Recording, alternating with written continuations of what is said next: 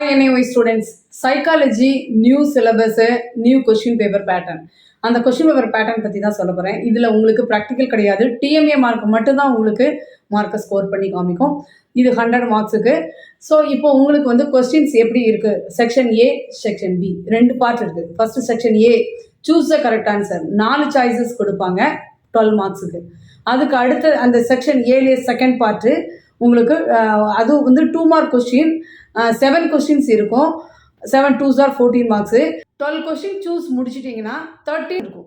அதனால் 2 மார்க்ஸில் உங்களுக்கு 2 சப்பார்ட் இருக்கும். 2 சப்பார்ட்டில் ஒரு கொஸ்டின் எழுதினாலே 1 மார்க்கு, அடுத்த கொஸ்டின் எழுதினா 1 மார்க்கு. ஸோ டோட்டலாக சேர்த்து 2 மார்க்குன்னு இருக்கும்.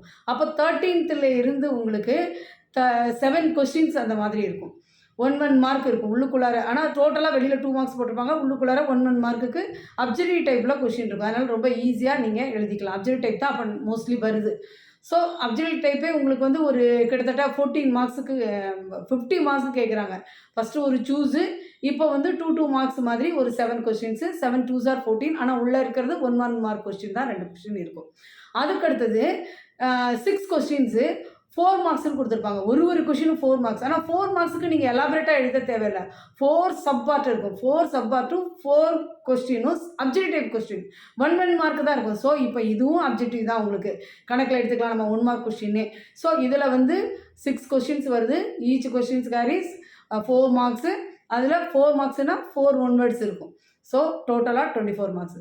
So first choose 12 marks objective type, அடுத்தது 14 1 மார்க் கொஸ்டின்னு, அதுவும் 2 மார்க்ஸில் வருது. அடுத்தது 24 marks. So totally section A 50 மார்க்ஸுக்கு உங்களுக்கு அப்ஜெக்டிவ் டைப்பே வருது. ஸோ நீங்கள் 1 வேர்ட் படித்தாலே ஈஸியாக பாஸ் பண்ணிடலாம்.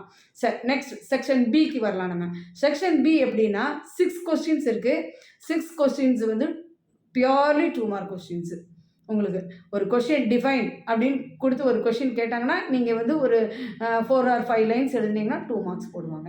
அடுத்தது ஒரு 6 கொஸ்டின்ஸு, அது வந்து 3 மார்க்ஸு. இதே மாதிரி 3 மார்க்ஸுக்கு ஏற்ற மாதிரி ஒரு 10 சென்டென்ஸு எழுதினீங்கன்னா உங்களுக்கு 3 மார்க்ஸ் கிடச்சிடும். டிஃப்ரென்ஷியேட்டு அல்லது வந்து வேறு கொஞ்சம் எலாபரேட்டாக கொஞ்சம் கேட்கலாம். அதுக்கு அடுத்தது 5 மார்க் கொஸ்டின்ஸ். 5 மார்க் கொஸ்டின்ஸ் வந்து 4 கொஸ்டின்ஸ் கேட்குறாங்க. 4 5s are 20 மார்க்ஸு. 2 மார்க்ஸில் 12 மார்க்கு, 3 மார்க்ஸில் 18 மார்க்ஸ். ஸோ செக்ஷன் பி டோட்டலாக 50 marks. So section A 50 marks, section B 50 marks. Section ஏல ஒன்லி அப்ஜெக்டிவ் டைப்பு, அதை டிஃப்ரெண்ட் கேட்டகரியாக வச்சுருக்குறாங்க. ஸோ ஸ்டூடெண்ட்ஸ் நீங்கள் ஈஸியாக பாஸ் பண்ணுறதுக்கு சைக்காலஜியில் நியூ சிலபஸ் பைஃபர்கேஷன் பற்றி சொல்லியிருக்கிறேன். உங்களுக்கு எந்தெந்த லெசன்ஸ்லாம் படிக்கணும், எந்த லெசன் டிஎம்ஏக்கு வரும், எந்த லெசன் தியரிக்கு வரும்னு சொல்லியிருக்கிறேன். ஸோ அதுக்கேற்ற மாதிரி நீங்கள் படிச்சிட்டிங்கன்னா ஈஸியாக சைக்காலஜி த்ரூ பண்ணிடலாம். ஏன்னா சைக்காலஜி வந்து ட்ரை சப்ஜெக்ட்டு, கொஞ்சம் புரிஞ்சு படித்தா தான் உண்டு. அதுவும் 12th சைக்காலஜி சயின்ஸ் ரிலேட்டடாக வரும். நியூரான் பற்றியெல்லாம் உங்களுக்கு இருக்கும். ஸோ கொஞ்சம் சயின்ஸில் இன்ட்ரெஸ்ட் இருக்கிறவங்க இதை நல்லபடியாக எழுதலாம். சைக்காலஜியில் முடிச்சிங்கன்னா நீங்கள் கரியர் வந்து ரொம்ப நல்ல பிரைட்டாக இருக்குது. நீங்கள் 2 சைக்காலஜி இருக்குது, clinical psychology and counselling psychology.